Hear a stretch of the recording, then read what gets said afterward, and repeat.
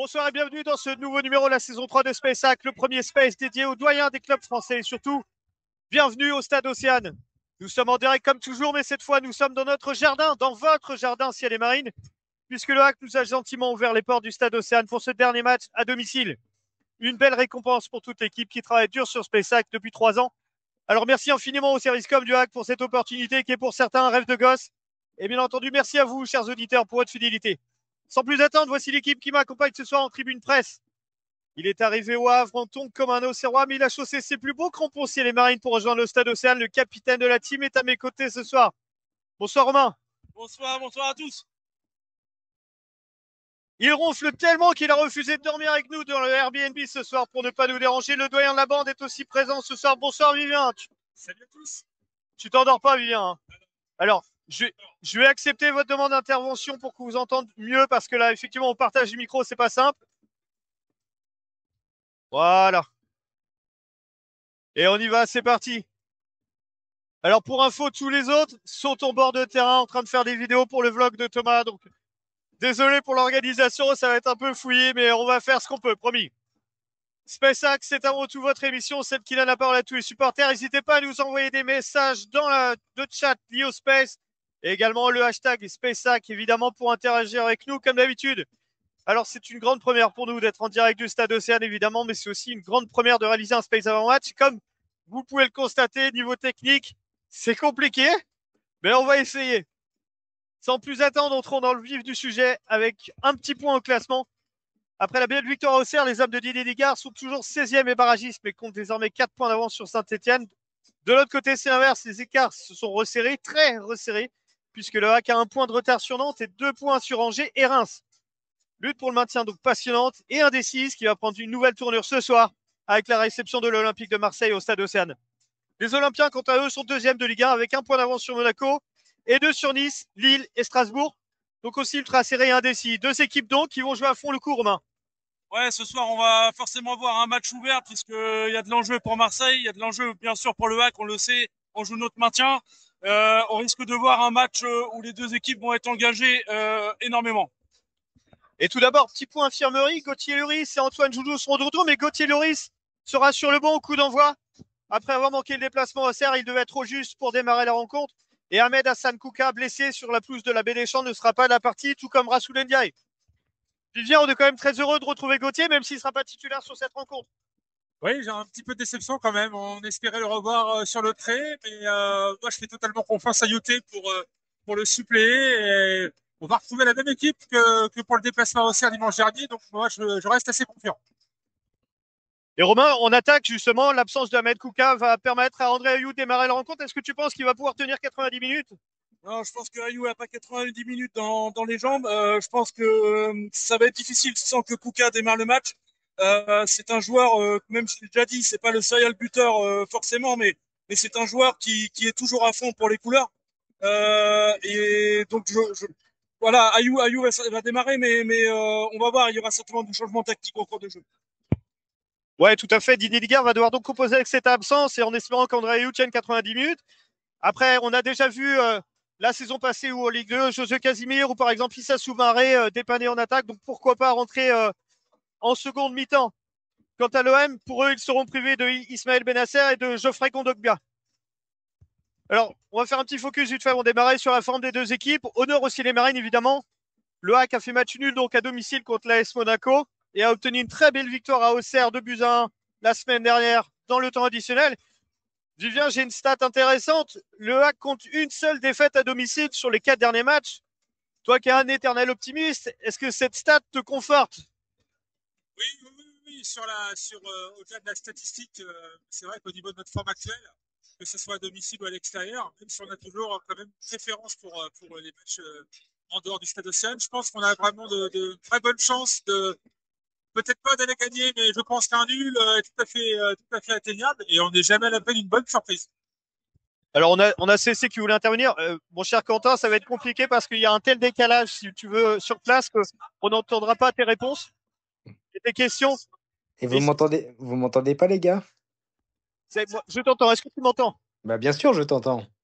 Bon, et si nous entend, c'est parfait. Écoute, Quentin, je disais que le HAC serait privé d'Ismaël Benasser et de Geoffrey Kondogbia. Est-ce que c'est une bonne nouvelle pour le HAC?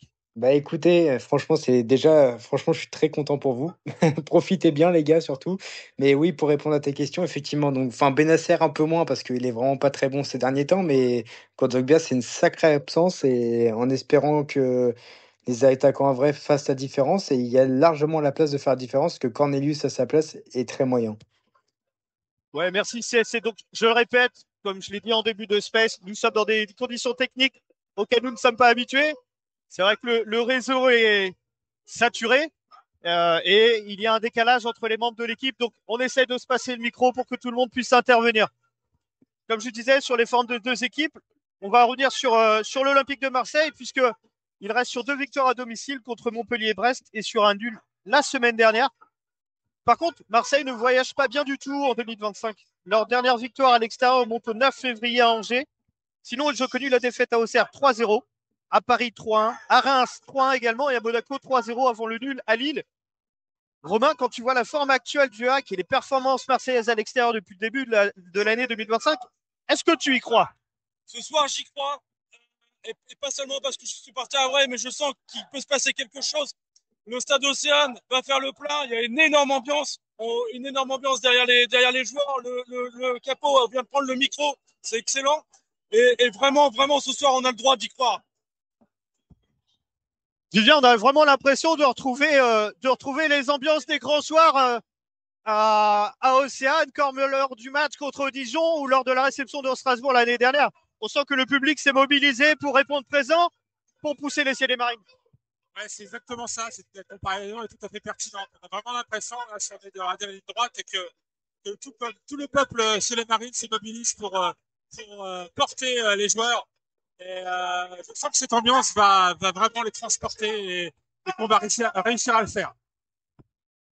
Alors on va vous laisser profiter de l'hymne.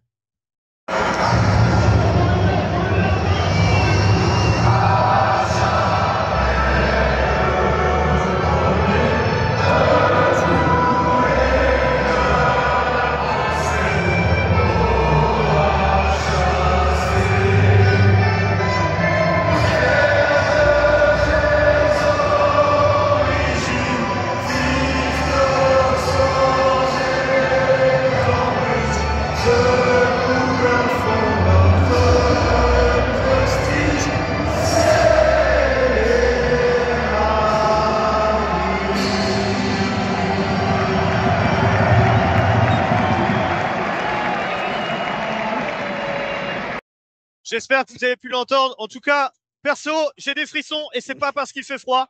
L'ambiance est ultra chaude, vraiment le public est à fond et on est vraiment dans les meilleures conditions possibles pour un match de super qualité. Thomas, c'est quand même exceptionnel ce qu'on est en train de vivre. Toi, tu étais en bord de pelouse, tu as pu voir l'entrée des joueurs, tu vas pouvoir nous partager ça très bientôt dans un vlog. Partage-nous ton impression sur l'ambiance, sur tout ce que tu es en train de vivre avec nous. Ambiance des grands soirs, ambiance exceptionnelle, surtout qu'effectivement depuis cette tribune-là, on entend vachement mieux. Et c'est vrai que j'étais en bord terrain, j'ai pu faire quelques images et la tribune COP a l'air extrêmement chauffée à blanc. Je pense qu'on va avoir une très très grosse ambiance de la part du COP aujourd'hui, ça va être impressionnant. Alors Thomas, reste avec moi, j'ai une question à te poser. Quels sont selon toi les enjeux de cette rencontre? Qu'est-ce qui peut faire que le HAC peut réaliser l'exploit à nouveau contre un gros du championnat et éventuellement ramener des points? L'état d'esprit qu'a montré cette équipe une bonne partie de la deuxième saison, l'état d'esprit qu'elle a montré face à Monaco il y a 2 semaines, face à une grosse équipe également où on était capable de rester mobilisé, d'aller chercher le point du match nul. On va mettre les mêmes ingrédients ce soir, mais l'état d'esprit il est là. Il y a eu notamment la mise au vert qui a été demandée par les joueurs, qui fait que voilà, on sent qu'on a un groupe concerné. Donc là, effectivement, je pense qu'il va falloir miser là-dessus. On sait que voilà, techniquement, tactiquement, en termes de talent pur, il y a plus de force côté marseillais. Mais ce qu'on a, nous, c'est l'état d'esprit à vrai, c'est le fait de toujours avancer, jamais rien lâcher, d'avoir une équipe qui croit en ses valeurs. Et c'est là-dessus qu'il faut capitaliser. Ouais, exactement. Alors, JC, pareil, tu étais en bord de pelouse. Quel est ton sentiment sur cette rencontre? Tout à l'heure, on a parlé avec Romain et Vivien de la forme actuelle des deux équipes. Est-ce que toi, quand tu vois l'ambiance et quand tu vois ce qu'a fait le HAC et Marseille sur cette dernière rencontre, est-ce que toi, tu es confiant ce soir? Être confiant, c'est la dire contre de Marseille. On joue au risque de pas de chance, c'est important pour nous, et forcément, on doit faire le maximum pour remporter 3 points pour le maintien. Et quand on va la faire au bord de la pelouse, on sent que c'est imprégné. Et donc, oui, on peut y croire, ça va être très très compliqué, on va pas se mentir, mais pourquoi pas, on peut le faire. Clément, viens voir Clément, c'est le dernier qui nous a pas donné son avis sur ce match. Et après, on va vous laisser profiter, sortir les bières du frigo et supporter le hack depuis votre canapé pour ceux qui n'ont pas la chance d'être au stade avec nous. Clément, bonsoir. Alors, Clément, on disait, dans l'Olympique de Marseille est privé de 2 joueurs, Kondogbia et Benasser. Le hack, on l'a dit aussi tout à l'heure, Gauthier Loris ne démarra pas la rencontre. Quel est ton état d'esprit, toi, avant cette rencontre? Bonsoir à tous déjà. État d'esprit très moyen. Je pense qu'on peut le faire. Il y a une atmosphère spéciale là, en bord-terrain, en tribune. On sent qu'il peut se passer quelque chose ce soir. Après, en face, c'est quand même une très très très grosse équipe. Il y a un cran ou deux crans au-dessus de nous, mais ce soir, on peut vivre un vrai match de coupe. Donc honnêtement, s'il y a un match à gagner, c'est ce soir et je pense qu'on peut le faire.